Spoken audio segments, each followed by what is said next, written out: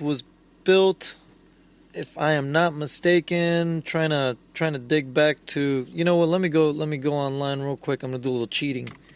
And I'm gonna double check Prison Farm, see when it was, just so I can give you some accurate information. Prison Farm, let's see what we have here. And if you go past the burned out buildings and illegally dumped tires, you'll find an unspoiled green space. Okay, so it looks like that's just the location. Let me see if it tells me when it was built. Pretty old place though. It's pretty raunchy. It's falling apart. Most of the roof over there is either burnt down or just kind of decayed and falling down. Full of graffiti everywhere, so it's been vandalized, of course. Unfortunately, it happens to most of these cool buildings that we like to go to and check out. Okay, so it looks like a defunct prison said to have been in operation from 1945 to 1995. The firefighters felt that it simply wasn't worth the risk, aggressively trying to stop a fire, and it looks so. This basically was a report of when there was when there was some vandalism done, and somebody tried probably starting a fire, some idiot, I don't know, but very cool building. Most of it, you can, as far as the walls go, you can, the structure is still there. But anyways, I went there with I had my EMF detector. I had my EMF detector. I had a Sony digital voice recorder. I did have my handheld, my Handycam. It was a night. It's a night vision Handycam, which is pretty good. And I was using those three things. And when I was walking through part of one of the hallways over there, part of the prison that it still has the prisoner cells. All the bars are up. Some of the cells you can't get into because they're still locked up. Some of them are slightly open, so you can kind of get in there. I was in one of the cells with my EMF detector, and there at that time, actually, I did go by myself, and I was at the cell with my EMF detector. There was, keep in mind, there's no power at this place. There's absolutely no power there. Probably hasn't had power for close to 20 years. And I'm at that cell location.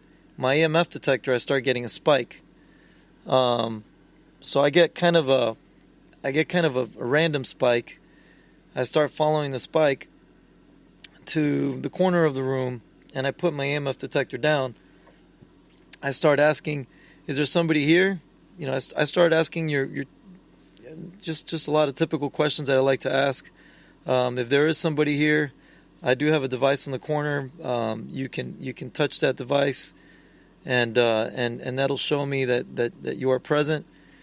As I tried probing whatever entity was there, my EMF detector did get some really nice spikes, so I definitely knew there was something there.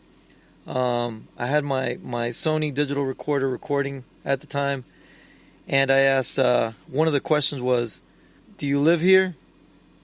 Are you here with me now?" Right after I asked that, and I'm gonna post this. I'm gonna try to go in and edit this and put it on this podcast. If for whatever reason I don't get to put it on this podcast, I promise you guys next podcast I'll have it. But on the recording, you hear very clearly a voice say, "I live here." It scared the crap out of me. Freaking incredible Class A EVP. I loved it. Again, I asked, "Is there somebody here with me?" And again, that voice, very loud and clear, you could hear, "I live here." So that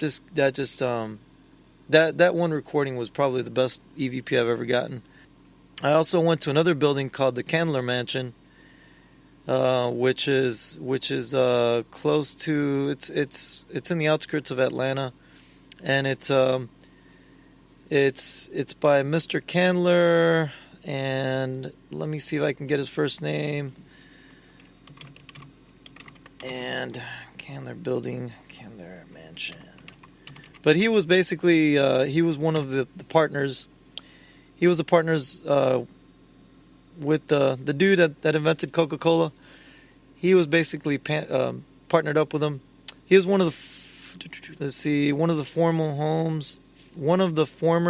homes of Coca-Cola, co-founder, and the Atlanta mayor, ASA Griggs Candler, also known as Griggs Candler. So he has a mansion on the outskirts of Atlanta, which has been left abandoned for a real long time. It's got tunnels underneath it, and the very creepy thing about this is that it's also it's got these tunnels that I wasn't able to get to. However, I did get to I did get to a part where I got to the elevators. There's some elevators, and I know they go down to the tunnels, but they weren't functioning. As you can imagine, there's no electricity in this building. Humongous building, freaking just awesome building. It's huge. It's humongous, and also another cool thing about it is a lot of it is still preserved. Actually, there was a movie that was filmed in there, and it was Road Trip. So there's part of the movie Road Trip with if any of you guys know who Tom Green is. I used to think he was a pretty funny guy back in the day, but I know he was one of the star actors in that movie. But anyways, there was a scene that was actually taken in that building. Pretty awesome building. I do have some EVPs there as well. I got a bunch of pictures. Some of those pictures are on my site. Again, parasitech.com. So I did a little bit of investigating there, a little bit of urban exploring. Badass place. But anyways, that's it. I mean, I love this. I love the paranormal. I love the just catching stuff, just recording stuff, and playing it back. It really makes my adrenaline just pump when I go back and I see that I caught something. At that Candler Mansion, I just want to go back real quick. But at the Candler Mansion, there was a lot of heavy breathing behind me. There was one recording that I caught. Again, guys, I'm going to try to find these recordings. It was on another desktop that I had, and some of these I backed them up. Some of these files I backed up. Some I don't know what the hell happened to them. But I caught a voice there as I was looking through some documents. There was a voice that you heard on my recorder, and it almost sounded like it was behind me. But as we were looking through some documents on the floor, there's a voice that came out that said, "Pay no mind to that." It was pretty freaky because it's like something was telling me, don't pay attention to those documents, put them back on the floor. There was like files scattered all over the place. This building also, for a little while, after the Candlers moved out of there, for a little while did become I know it was a rehabilitation center. It was also a place for the insane for a little while. So it was a shoot. What do you call it? It was basically a place for mentally unstable people for a while. Then it was a church, and then after, I think the last thing it was a church. Then it went back to being a rehab place, and then it closed down. So really interesting place. Again, I got pictures up on my website, and I'm going to go ahead and try to get my stuff together, and hopefully on this next podcast. Bleh. Sorry, guys, I'm getting a little tongue-tied here, but on my next podcast, I will go ahead and give you guys some of that evidence, and this is my first go.